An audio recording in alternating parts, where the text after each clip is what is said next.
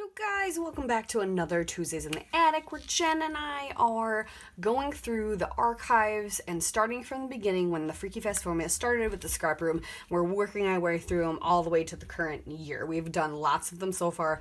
There are many more to do, and I love these. They're great jumping off points. So we've already had one Freaky Fest formula that was a bunch of squares. This is another one. So this one is just 9 3x3 squares.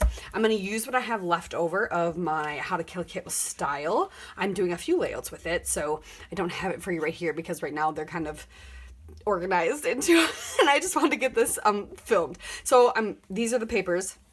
I'm going to see what I have left and cut out some 9 3x3 squares. Find some photos, and then I'll check back in with you and we will make a fun layout. I apologize for doing a lot of this off camera.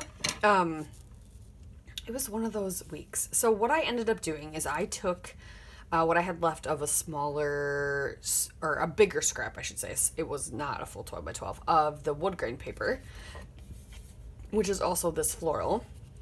And I cut it down to all those 3x3 squares, those 9 3x3 squares that we're supposed to have.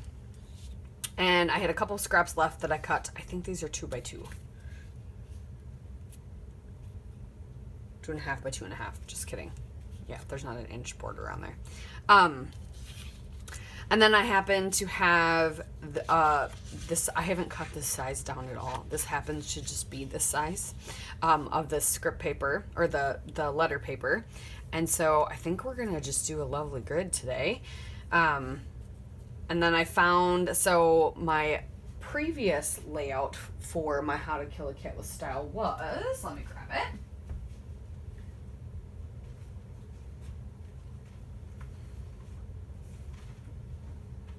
If I can find it.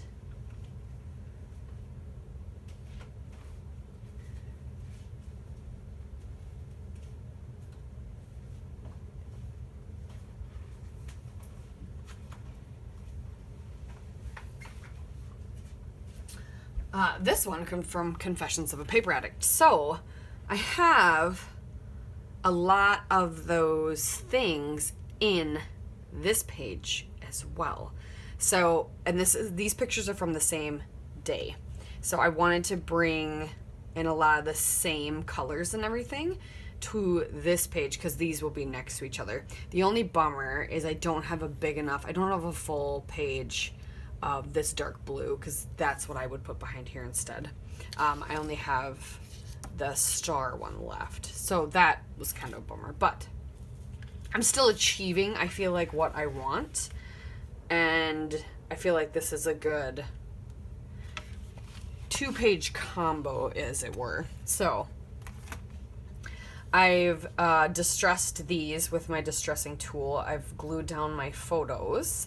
And then I had this one bigger that I just didn't want to make smaller, that I will put kind of right in the center here.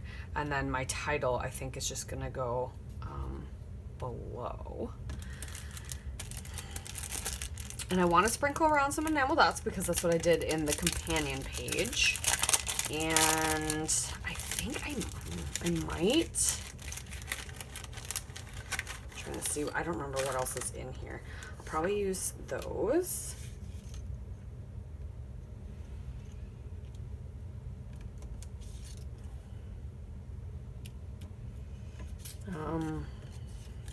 We can use some of these things. I have another idea for a layout that I want to save those flowers for.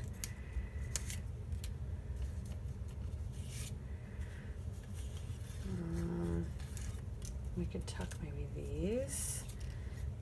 What I love about these types of things is these can be used with anything. So these will probably just get saved for something else. My type might actually be a good title. These I could use. I don't know if I'll use the birds. We'll see about those. Probably use this Love You. I don't know if we'll use this. Maybe this thing. Yeah.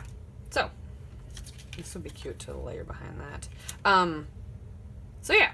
So I'm gonna start getting these things glued down. I think I'm gonna pop this one up on foam. happen to have like almost the right amount of foam just sitting here. I'm gonna glue things down, and then you're just gonna get some close-ups. So I apologize, you're not gonna see too much more of the process. But yeah, I mean, you get the idea, right? Right. So I'll glue those down and kind of fiddle with some of my embellishments, tuck them in and everything. Make sure you check out Jen's channel to see what she did with the Freaky Fast formula today. And we will see you next Tuesday. Bye.